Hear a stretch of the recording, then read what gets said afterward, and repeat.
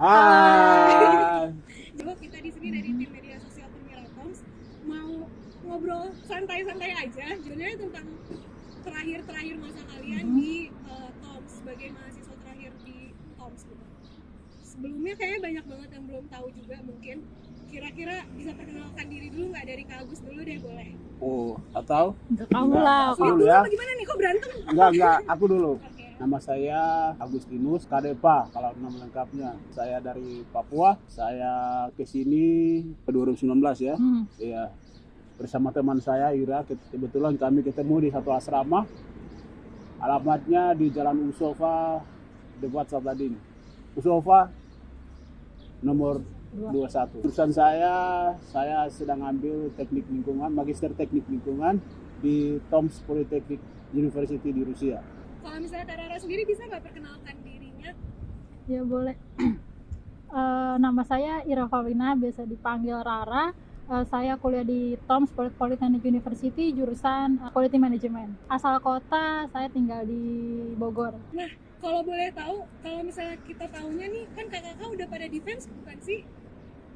Udah. Wih, selamat nih ya kira-kira. Kami di pensiun sehari gitu kan. Waduh, Kita gimana bareng ya? harinya Bareng sama. harinya sama. Oke deh. Berarti congratulations nih, berarti tinggal tunggu diploma aja ya? Iya. Oke deh. Selama defense kira-kira ada kesulitan nggak sih kemarin tuh, kayak gimana? Kesulitannya pertanyaannya kali ya. Karena kan kalau di Indo kan pakai bahasa Indonesia kan, karena kita kan udah pernah kuliah satu di Indo. Jadi kita tuh taunya ya pakai bahasa Indonesia aja tuh sulit gitu. Dan ini tuh kita pakai bahasa Rusia. Iya. Ya mau nggak mau kita harus paham dong. Dan itu pun ada dibantu dosen pembimbing sedikit gitu.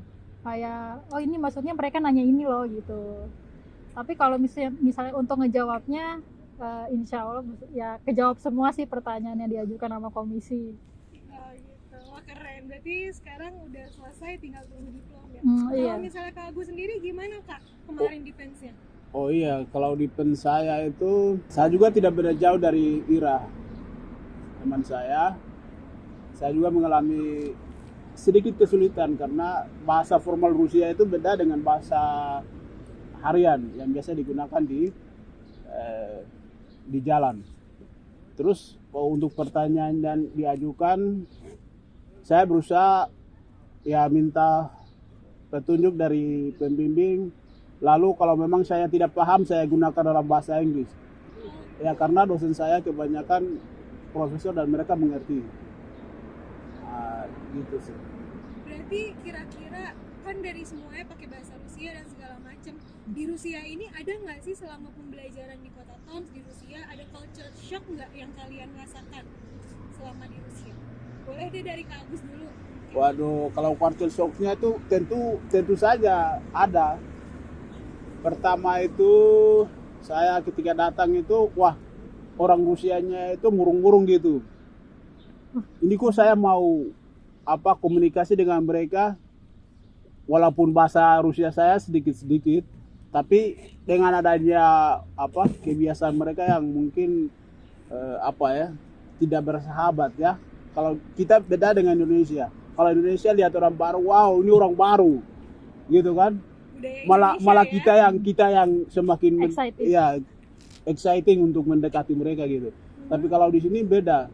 Mereka exciting dalam kondisi yang tidak begitu memperlihatkan begitu.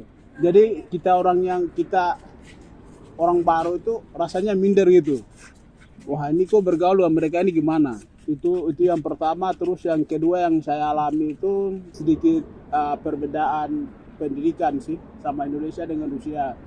Di Rusia ya mereka belajarnya itu ya dosen itu dianggap seakan-akan macam teman gitu. Di Indonesia wah saya punya ide ada gitu kalau di Rusia. Tapi kalau di Indonesia kita harus harga sedikit, oh ini begini kayak gitu. Tapi di teman-teman saya itu kan biasa pakai celana pendek baru masuk ke kampus biasa-biasa aja. Tapi kalau Indonesia nggak boleh, harus pakai pakaian sopan berkerak kayak gitu kan. Kalau misalnya Kak Rara gimana culture shocknya? Ada kemiripan kah atau ada sesuatu? Sebenarnya sih mirip-mirip lah ya. Cuma kan karena aku tuh dari awal masuk kelas tuh udah online. Jadi aku dari awal masuk kelas, dari awal S2 sampai lulus tuh aku online kuliah. Karena Jadi pandemi ya. iya, dan juga mungkin karena teman-teman aku juga pada kerja ya, jadi kita yang masuk kelas tuh dikit dan mereka tuh bisanya cuma online. Jadi aku belum pernah ngerasain belajar di kelas gitu. Jadi di kelas tuh ujian doang. Perbedaannya itu karena mungkin banyak banget dampak dari pandemi juga kan ya. Iya, Iya, benar. Kalau misalnya dari Kota Tom sendiri nih, kan sebentar lagi akan lulus mau meninggalkan Iya. Kota Toms. Apa yang kira-kira bakal dikangenin banget dari Kota Toms? Dari Karara dulu deh. Mungkin cuacanya ya. Waduh, cuacanya serius nih. Enggak kok. Oke. Gak apa-apa kalau bisa cuacanya.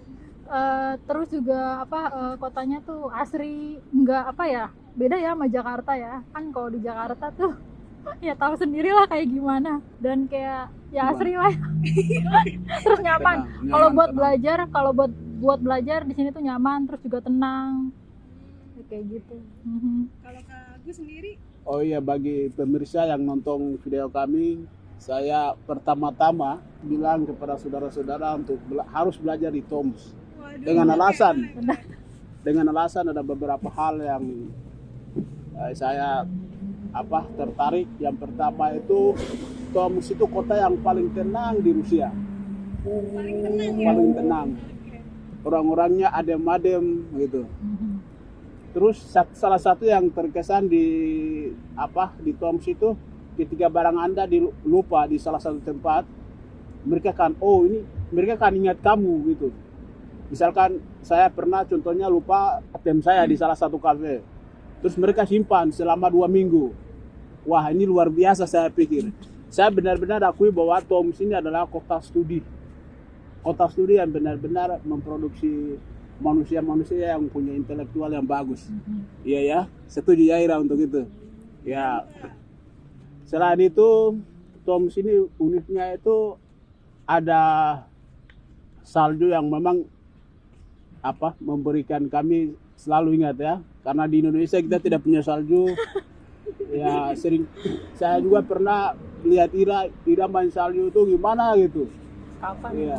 Iya, kita kan tinggalnya sama-sama. Jadi seakan-akan mau peluk salju gitu, seakan-akan buat bantal untuk untuk bermain-main gitu. Nah, hal-hal seperti ini kita tidak akan lupa ketika kami pulang.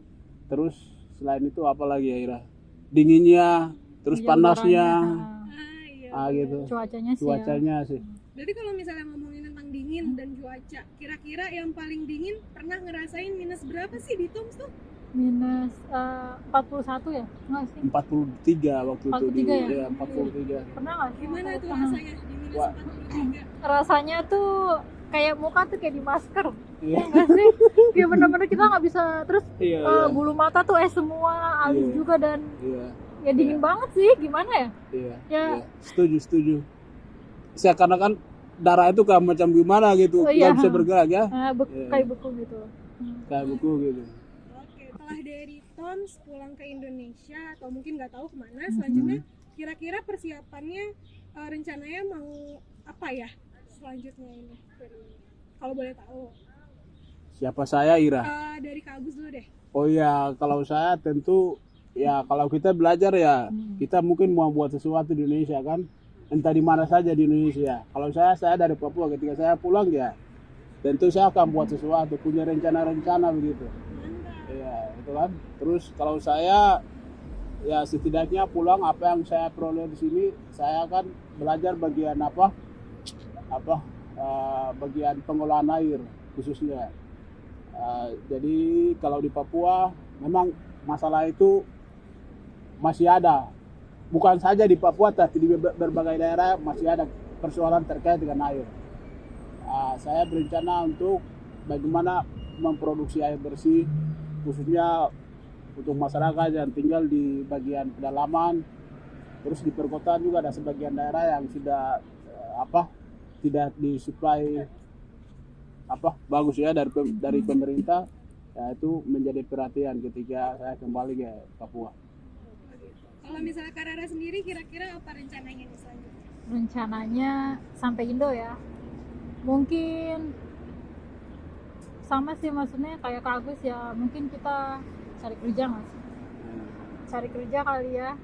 Ya, Dan ya kan karena aku bagian kualitas perusahaan juga sih, kayak gimana sih supaya meminimalkan kayak cacat di kayak diproduksi lah gitu. ya udah berarti terakhir nih, pertanyaan terakhir. Kira-kira pesan dan kesan buat teman-teman dari teman-teman Indonesia di Kota Top. Tetap semangat aja belajar, walaupun kuliah pakai bahasa Rusia, gimana ya, awalnya juga kita juga kayak kesulitan kan, pasti ada kan kesulitan, dan ya tetap usaha aja, pasti kalian juga lulus, dan usaha nggak bakal apa sih, ya mengkhianati hasil. Ya, tetap semangat belajar. Di quote tuh guys. Kalau misalnya dari Kak Agus sendiri, kira-kira apa pesan dan kesan? Oh ya, pesan untuk adik-adik, terus mungkin ada kakak-kakak dari di atas saya. Saya pesan kepada adik-adik untuk bagaimana ya. Memang di Toms ini punya sesuatu yang unik yang kita perlu pelajari, bukan saja di pendidikan, tapi hal-hal terkait dengan budaya kehidupan di sini. Terus ya kalau untuk pendidikan Ira sudah jelaskan, ya itu manusia lah, kita hadapi namanya kesulitan itu tetap akan ada, sehingga itu bukan menjadi soal untuk tetap berjuang. Jadi saya pesan kepada adik-adik untuk tetap segala sesuatu itu tidak menjadi soal, tapi menjadi motivasi buat adik-adik selalu tetap belajar. Yang paling penting dari sini itu tetap meningkatkan skill, karena dunia sekarang membutuhkan orang yang punya skill. Walaupun Anda sudah selesai dari S2, tapi kalau tidak punya S2 atau S1, tapi kalau tidak punya skill ya sekarang ya, gitu ya. sekarang kita tidak akan dapat apa-apa gitu. Benar. Jadi itu, terus apa lagi ya selanjutnya?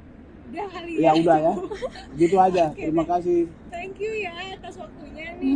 Semoga actually kita dari tim media sosial dari Permira Toms pengen ngucapin selamat, karena yang pastinya setelah video ini dikeluarkan, diupload, kayaknya kalian udah akan lulus dan kalian pasti udah selesai masa-masa di Kota Tomsnya. Jadi congratulations. Makasih. Dan semoga sukses terus. Bye bye. Dadah, makasih. Makasih ya.